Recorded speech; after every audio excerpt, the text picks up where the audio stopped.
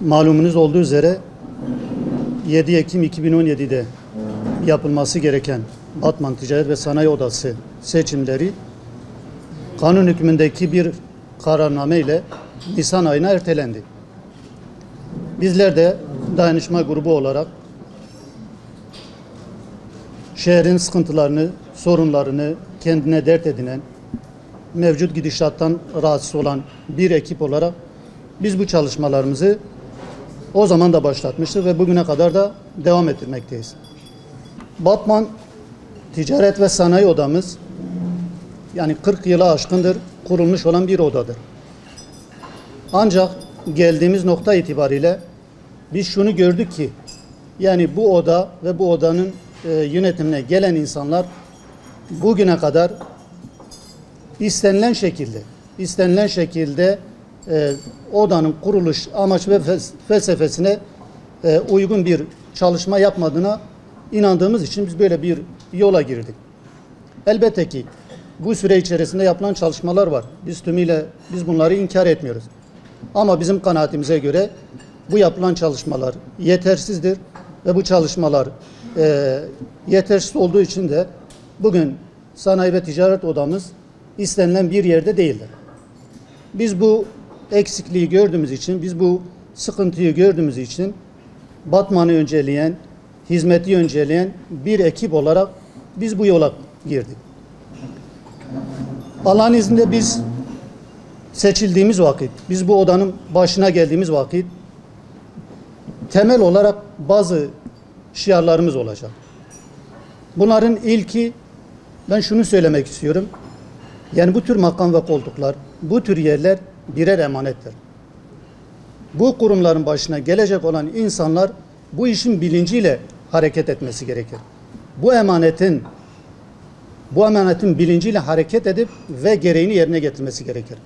Biz bunu yapmadığımız vakit, bu koltuklara geldiğimiz vakit kalıcı bir gözle biz bu koltuklara baktığımızda ve bunu kuruluş amaç ve felsefesi dahilinde işletmediğimiz vakit inan et hiçbir kurum ve kuruluş istenilen seviyeye gelmeyecektir. Onun için bizim özellikle eksik gördüğümüz, yetersiz gördüğümüz bazı konular var ve bununla ilgili bizim bazı projelerimiz var.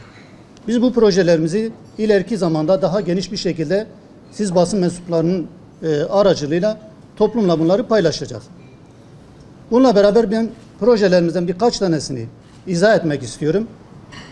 Öncelikle yönetim olarak oda yönetimi ve işveren, sendika, işveren ve sanayici veya da diğer insanlar arasındaki kapalı olan iletişim kanallarını açmayı düşünüyorum. Yani nasıl kapalı olan? Bugün bakıyoruz ki bu tür kurum ve kuruluşlar kendisini oraya getiren, kendi oylarıyla geldikleri insanlara karşı belli bir mesafede durmaktadırlar. Yani şöyle ki, bu tür kurumlar sadece yılda bir, 6 ayda bir gidip bir evrak alınacak, bir sorun çözülecek yerler olmaması gerekir. Biz bu bilinçteyiz, biz bu inançtayız. Dolayısıyla biz bu iletişim kanallarını hakkıyla açtığımız vakit inanın birçok sorun kendiliğinden zaten halledilecek. Diğer yapmak istediğimiz bir projemiz özellikle meslek grupları dediğimiz meslek gruplarından müteşekkil biz bir dayanışma meclisini icra edeceğiz. Peki bu nasıl olacak? Her meslek grubundan seçeceğimiz birkaç kişiyle bir meclis oluşturacağız ve ayda bir düzenli bu insanlarla biz bir araya gelip o meslekteki arkadaşlarımızın sorun ve sıkıntıları nelerdir? Ve bu sorun ve sıkıntılara biz nasıl bir çözüm bulabiliriz? Bunu yaptığımız vakit, böyle düzenli bir iletişim kanalını açtığımız vakit birçok sorun zaten kendiliğinden aşılacak. Ama yıldan yıla veya da seçimden seçime esnafımızı, işverenimizi, sanayicimizi ziyaret ettiğimiz vakit dolayısıyla biz sorunlara zaten yabancı kalmış oluruz. Bunları yaptığımız vakit diğer projeler haliyle uygulama sahası bulacaktır. Bir de şu an birçok işverenimizin, birçok kurumumuzun belki sıkıntısını çektiği özellikle ihracat ve ithalat konusunda sıkıntısını çektiği bir sorun var. Örneğin bu işin kayıt ve kuyudatı ne şekilde yapılacak? Bu işin evrakları ne şekilde hazırlanacak? Bu işin evrakları ne şekilde takip edilecek? İşte biz dayanışma grubu olarak şunu diyoruz. Biz o koltuğa geldiğimiz vakit, biz oralara geldiğimiz vakit biz öyle bir birim oluşturacağız ki bu birimin içerisinde işin ehli olan, bu işin takibatını yapacak olan ve gerekli zamanlarda işverenimizi, gerekli zamanda sanayicimizi bilgilendirecek birkaç arkadaşımızı o birime getireceğiz ve bu arkadaşlarımız bizim işverenimize özellikle ihracat, ithalat konularında bizim işverenimize bilgi verecek. Bu konuyla ilgili evrak takibini yapacak. Ve bunu yaparken de hiçbir karşılık, sadece hizmet amacıyla biz bu işi yapacağız. Yine aynı şekilde yani devletin sunmuş olduğu bir sürü krediler var. Bir sürü destekler var.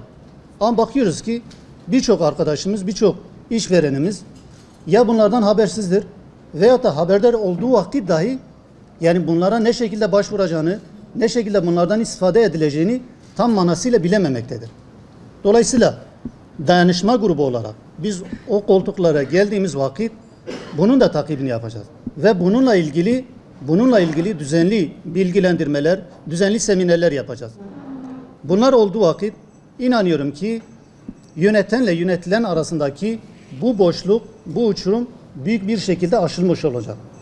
Bunun dışındaki diğer birçok projelerimiz olacak. Dediğim gibi inşallah biz bu projelerimizi ileriki zamanda siz değerli basın mensuplarıyla aracılığıyla toplumla paylaşacağız. Tekrardan davetimize icabet ettiğiniz için teşekkür ediyoruz. Rabbim hayrınızı kabul etsin ve Rabbim bizi bu görevlere layık kılsın. Bu görevlere geldiğimiz vakitte bu görevlerin hakkını veren insanlardan eylesin. Teşekkür ediyoruz. Allah hayrınızı kabul etsin.